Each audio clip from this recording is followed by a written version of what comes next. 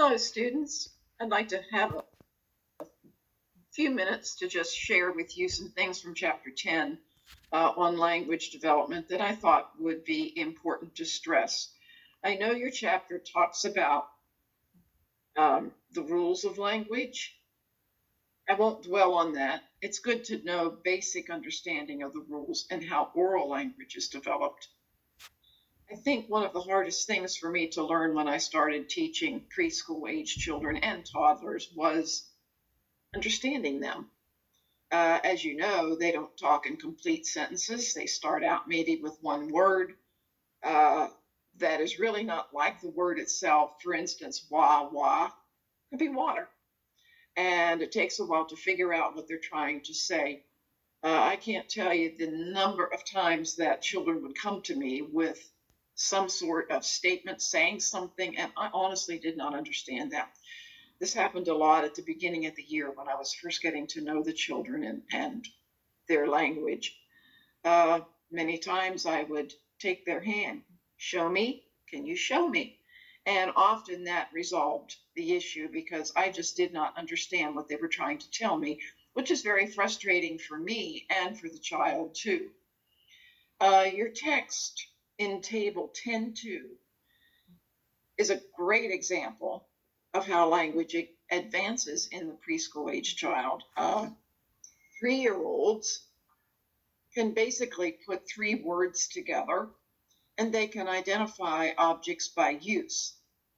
In other words, if I said, we're going outside, what do you put on when it's cold? They would be able to most generally say coat. 4-year-olds, they can follow 2-step directions and basically do that periodically or as often as you need them to. For instance, pick up the car, put the block away, no problem. 4-year-olds can follow other instructions and maybe answer things such as what if and when questions. 5-year-olds can follow the 3-step directions. They can ask questions. Their sentence structure is much more advanced, and it's much, much easier to understand 5-year-old language. Some important research findings from this chapter when they discussed how language progresses and how language is used and what really facilitates language in young children. I think I brought out 4 or 5 of them that I really want to stress.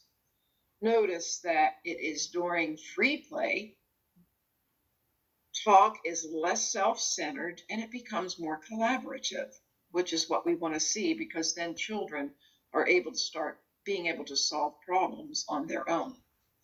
Children's talk is much more advanced when they're talking about a familiar topic, which makes sense, doesn't it? So these ideas of having weekly topics on things that children have no idea about is not the best way to promote their language development. Dramatic play is the setting for rich communication, and I know you've heard that before, and I always like to say it again and again and again because it's so very, very important. Kindergartners engage in complex conversation when provided open-ended activities such as dramatic play, art, science, math, where the materials are there for them to explore and use in open-ended ways. In other words, they're not told how to use them, but they're able to explore on their own. Because of the No Child Left Behind NCLB law, which came into effect in 2001, that type of open-ended type of learning has pretty much disappeared. And it's why we advocate and try to fight so much to get it back, because it's children who have become the losers. The No Child Left Behind was a good idea. All children should be reading proficiently by 3rd grade, but it wasn't a good thing about how it happened. And what happened as a result? Teachers who had formerly been using dramatic play, exploratory items in the classroom suddenly found themselves, oh, I have to teach this child to read in kindergarten. And if I don't, it's going to look really bad for me. So what happened was the focus changed on what the teacher had to do to get those children ready. Well, this evolved into didactic teaching, which meant the teacher was instructing, giving all this stuff to the children as they sit there, supposedly learning what she's or he is trying to tell them. And it also evolved into a lot more worksheets. Nothing infuriates me more than putting all these types of worksheets onto very young children.